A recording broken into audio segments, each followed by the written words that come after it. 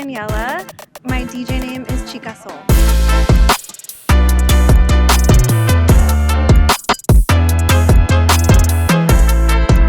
I was born in South San Diego. I lived in Tijuana with my family for a little while, and then we moved back to San Diego. I went to high school there and everything. Moved to San Francisco, which is where I started DJing, and then I moved to Santa Barbara for school.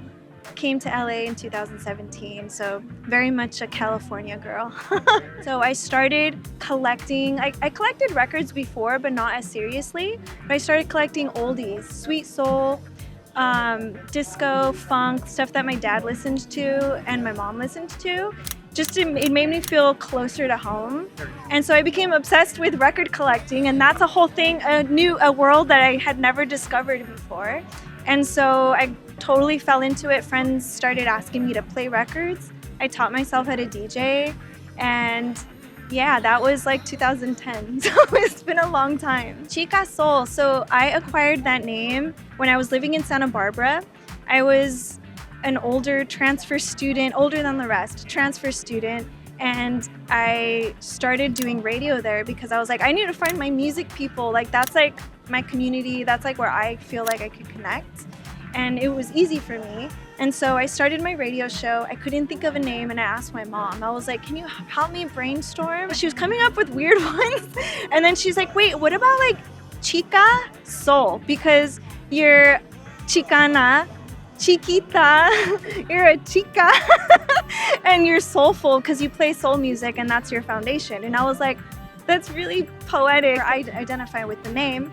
And so it was my radio show name, and then people just started calling me Xica Soul, and it stuck. And so I'm Xica Soul now. I strongly believe that like you don't need to start on vinyl. It's whatever you have access to. But for me personally, what has made me a better DJ is starting on vinyl, because I got to really understand and listen to my music, because I had to train my ear for it, and I had to know when the bridge was coming, or, you know, things like that.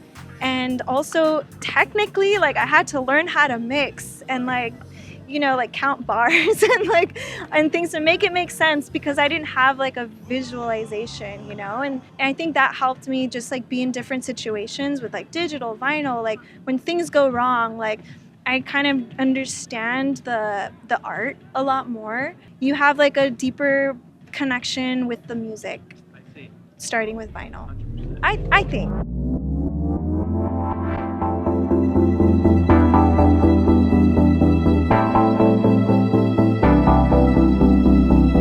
I'm Xica Soul. I DJ'd for 8 hours straight on pretzels and crackers and water.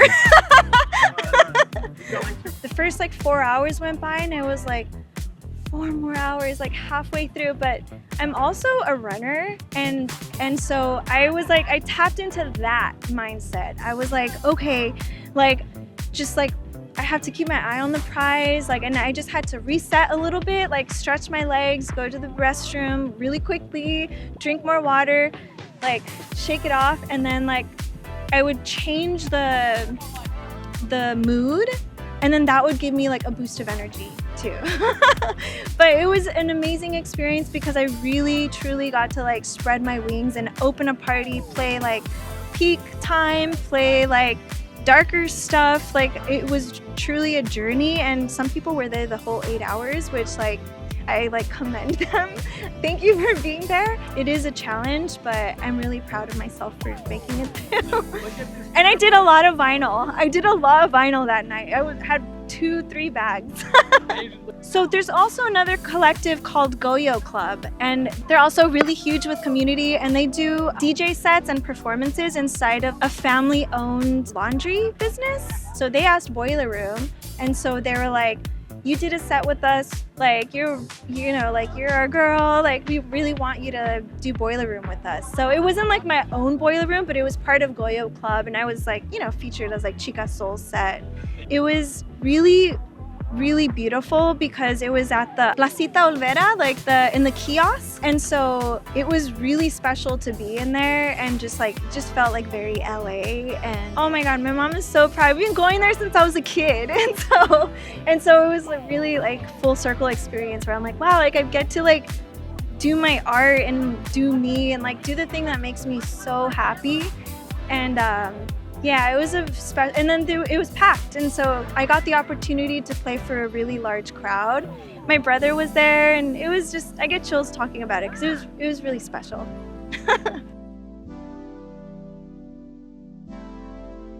Yeah.